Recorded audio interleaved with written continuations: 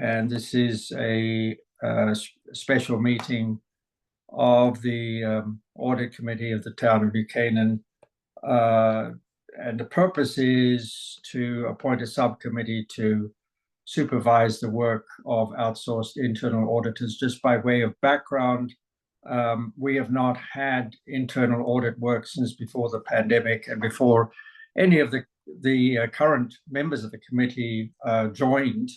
But I do know from our predecessors that historically, for reasons of practicality and efficiency, the task of week-to-week supervision, monitoring, oversight, call it what you will, of the internal audit when there were projects in progress was delegated to a subcommittee of the board, so you didn't have all 5 people involved in the oversight. Obviously, the board, the full committee would be involved in selection of projects and reviewing the results and reports and things like that. So I'm going to make a proposal that we appoint a subcommittee through to the end of our fiscal year, and then we can revisit it.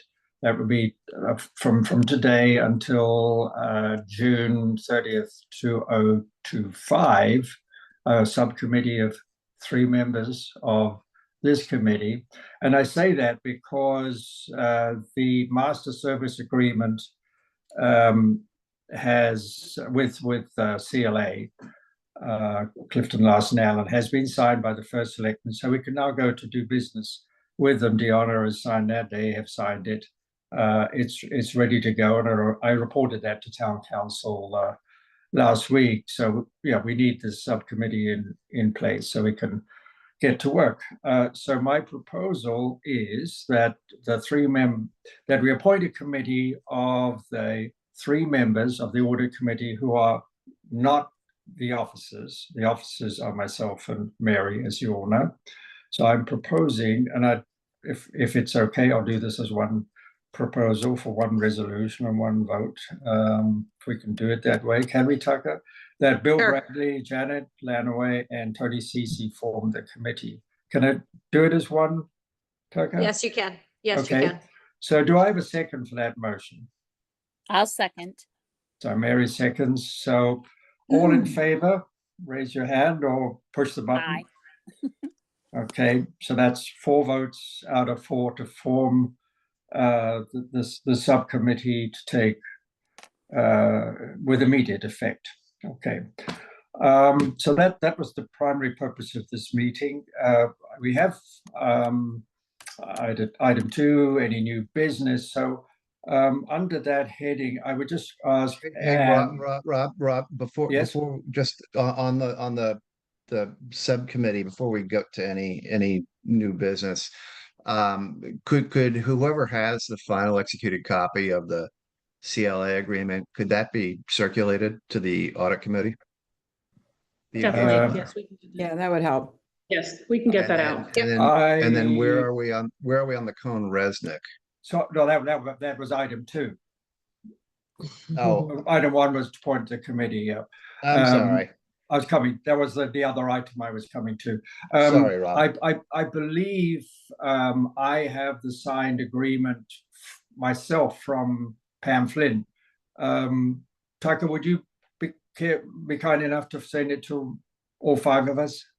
Sure. Okay, so we got it. And Bill, you were not on the audit committee at the time we did the interviews with the firms seeking outsourced internal audit appointment, but you do have the proposal from CLA, right? I have the materials that they sent in advance. I never got a copy of whatever they pitched in person, but I do have some materials for both CLA and Cone Resnick. I think you've probably got what we have. Yeah. Okay. That's it. So let's move to 2. So I was going to ask Anne if you could just in brief give us an update on where things are with Cone Resnick. I reported last week to the town council, I guess what you had told me at that time, and that's exactly a week ago, that the council for the two sides, our council and co-resident sides, were still in discussion about terms and conditions. So I don't know if is that still the case? Why don't you just give us a quick update without going into any kind of detail? Robin, you're correct. That is still the case. The attorneys on both sides, the town and Cohen-Resnick, working out some details in that. It may come down to that we'll present those details in front of the audit committee to see what you're willing to agree or not agree to in getting that agreement agreed on both sides.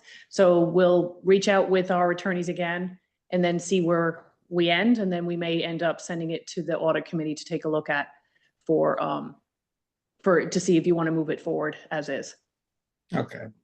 And if it gets to that point, it would probably mean another meeting like this and a vote. But let's take one step at a time. Any questions for Anne on that? No. Okay. So let's go around. Any other new business or questions or points you want to raise? Janet, anything you got? Nothing from me. Yeah. Mary, anything you got? I'm all set. Thank you. All set. Bill, anything you've got? Oh, you're muted. You're muted, Bill. Oh, we saw the shaking of. We saw the shaking. Right. No, I'm good. You're good? All right. Anything from the finance department or the first selectman's office? Or all together? No, we're right in the throes of the audit right now with all the requests coming in. So we're getting through all of that. Okay. So Mary, for the minutes, why don't we just note that as of today, the audit is, what should we say, on schedule? Ongoing. And on Ongoing and on Yeah. schedule. Schedule. Okay. I'm gonna do the good. minutes for Mary this week because. Oh, sorry. Thank Okay. you. You are Okay, so kind.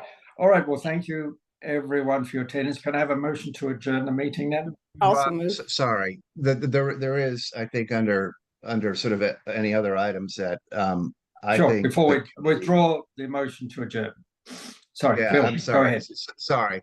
I think that the committee should acknowledge receipt of a letter from a town resident asking, it was an email to the audit committee recently with respect to looking into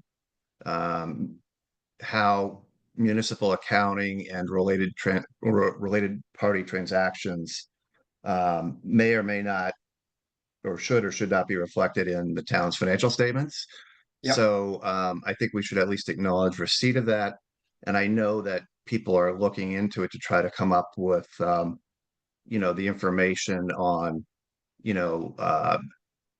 what is the correct answer, how to respond. And Rob, I don't know if you want to add anything to it, but I think as a committee, we need to acknowledge the receipt of that, and that we don't have answers yet, but people are looking into it. Yeah, I mean, Mary is secretary. I don't know whether you know what Bill is talking about. If you do, I'm sure Tucker knows. I do. You do. Okay, so let me just say that the fact, yeah, I think we should acknowledge receipt of it and note in the minutes that the town, the finance department is investigating the assertions in the letter together with our auditors. The individual, and this isn't, we don't need to minute this, the individual came to the town council last Wednesday and essentially made a statement read from a script. It was essentially the same as best I recall as what is in that email, and then left the room. And then I gave a brief presentation on our September meeting, and I was asked a question about, did I have any comments on what the resident had said, and I said exactly what you said, Bill. So it is on the public record, at least town council, that it's under investigation, and when the investigation is complete, the findings or the conclusions of the finance department and our auditors, PKF, will be brought to the attention of the audit committee. So I think, and that summarizes where we're at, right? Yeah, Robin, I was going to add to that. I've received some information. Things are looking great. We've gotten stuff from the town clerk, and things have been filed as they should have been. And so, we'll get a formal thing from the auditors, but at this point, things are looking very much in order. So that's very good news. Okay, thank you. I mean, the point for the audit committee is purely, I mean, it as I said to council, it touches on town clerk's office, for first selectman's office.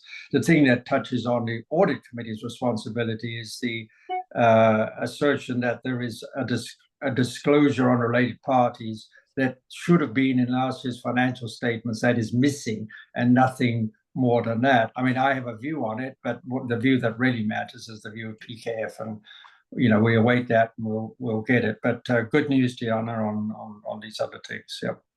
Okay. Yeah, Robin, like you said, Robin, when I had talked to PKF about it, it comes down to materiality, an annual materiality. Yeah, I think we should. Doesn't hit the materiality per PKF, so they will get us something formal for you to see. Yeah. But it's not something they're going to restate. Yeah, I think that's important, Robin, for on a public meeting, for that to be on the record. That, I mean, we'll get the formal notice, but we have been notified that this doesn't meet the materiality. And they won't be restating any of the prior year statements. Yeah. It's not, all right.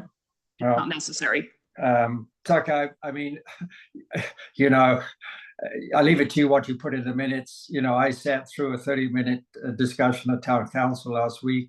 There should have been 3 minutes on what should be in the minutes and how much detail. Don't even please. You were fortunately on vacation, so you skipped that.